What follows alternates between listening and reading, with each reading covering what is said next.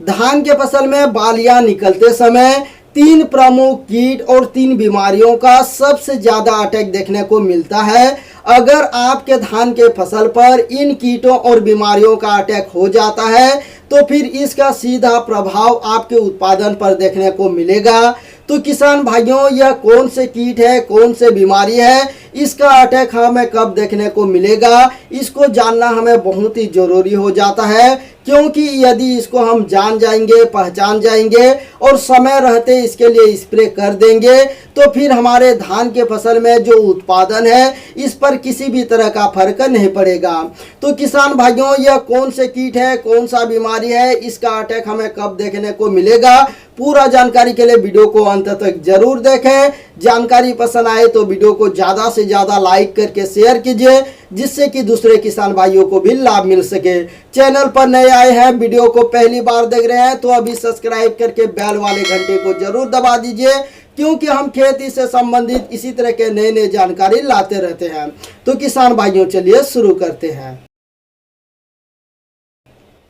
किसान भाइयों, धान के फसल में बालियां निकलते समय कई प्रकार के कीट और बीमारियों का अटैक देखने को मिलता है, जिसमें सबसे पहले है सफ़ेद बाली की समस्या। जब हमारे धान की फसल गभोट की अवस्था में आती है, कहीं कहीं बालियां निकलना चालू होती है, तो इस समय जो गोब वाली सुंडी होती है यह तना के अंदर जाकर तने को काट लेती है, जिसके बाद जो हमारा धान की फसल है, जो तना है, यह पूरी तरीके से कट जाता है और इसमें जो बाली है यह पूरी तरीके से सूख जाती है, सफ़ेद बन जाती है, दाने का भराव नहीं हो पाता है, जो दाना है ये पूरी तरीके से खाली रह जाते हैं। तो किसान भाइयों, जो सफ़ेद बाली की समस्या है इसका भी अटैक बहुत ही ज़्यादा देखने को मिलता है। इसके अलावा दूसरे नंबर में आता है गंदी बग कीट का अटैक। इसका भी अटैक सबसे ज़्यादा देखने को मिलता है जब हमारे धान की फसल में सभी तरफ बालियां निकल जाती है और दूध भरने की अवस्था आती है, तो इस समय गंदी बग कीट का अटैक सबसे ज़्यादा देखने को मिलता है।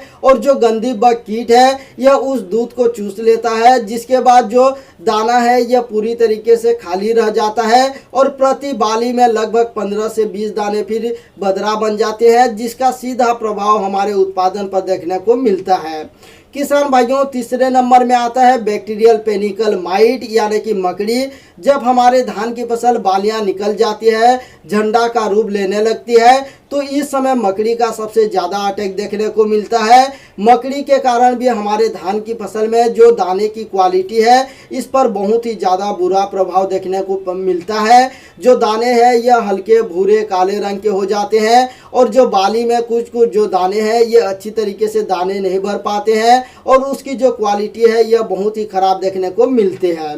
किसान भाइयों, इसके अलावा देखने को मिलता है बैक्टीरियल पेनिकल ब्लाइट यानी कि पुष्प गुच्छ पर जीवाणुओं का पाला पड़ना, जिसके कारण जो हमारे धान की बाली है ये खड़े के खड़े रह जाते हैं, ये झंडा का रूप नहीं ले पाते हैं, जो दाने हैं यह हल्के भूरे बैंगनी रंग के हो जाते हैं और जो बाली है ये पूरी तरीके से बदरा बन जाती है, इसमें कुछ दानों में ही भराव हो पाता है। इसके लिए भी हमारे उत्पादन पर बहुत ही ज़्यादा नुकसान देखने को मिलता है। इसके अलावा BLB यानी कि बैक्टीरियल लीफ ब्लाइट का अटैक भी जब देखने को मिलता है, जब हमारी धान की फसल गभोट की अवस्था में होती है या बालियां निकलने की अवस्था होती है, तो इस समय जो BLB रोग यानी कि बैक्टीरियल लीफ ब्लाइट जो झुलसा रोग होता है इसका अटैक देखने को मिलता है, तो भी इससे हमारे उत्पादन पर बहुत ही ज़्यादा फर्क देखने को मिलता है। इसके अलावा सबसे ज़्यादा अगर हमारे धान की फसल गभोट की अवस्था में होती है या कहीं कहीं बालियां निकलना चालू हो जाती है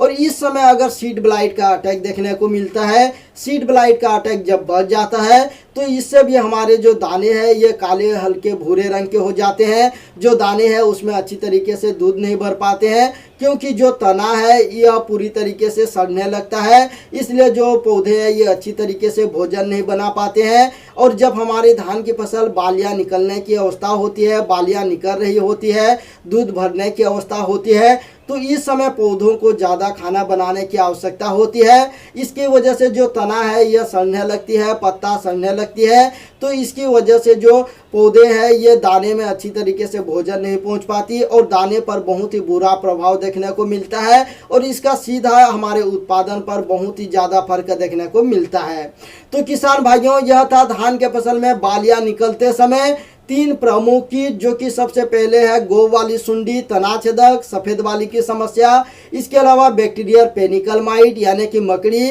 इसके बाद आता है गंदी बग कीट। इसके अलावा जो तीन प्रमुख रोग है यह है सबसे पहले बैक्टीरियल पेनिकल ब्लाइट, इसके अलावा BLB यानी कि बैक्टीरियल लीफ ब्लाइट और सीड ब्लाइट। इन तीन कीटों और तीन फंगस के लिए यदि आप सही समय रहते स्प्रे कर देंगे तो आपके धान के फसल में जो बाली है सभी बाली अच्छी तरीके से निकलेंगे, बालियों में अच्छी तरीके से दूध भरा होगा। साथ ही साथ आपकी जो दाने हैं यह वजनदार आएगा, ठोस आएगा और प्रति एकड़ आपकी जो उत्पादन है यह बहुत ही अच्छा देखने को मिलेगा। तो किसान भाइयों, जानकारी अच्छी लगी तो वीडियो को ज़्यादा से ज़्यादा लाइक करके शेयर कीजिए, जिससे कि दूसरे किसान भाइयों को भी लाभ मिल सके। फिर मिलते हैं नई जानकारी के साथ अगले वीडियो में, तब तक के लिए जय जवान जय किसान।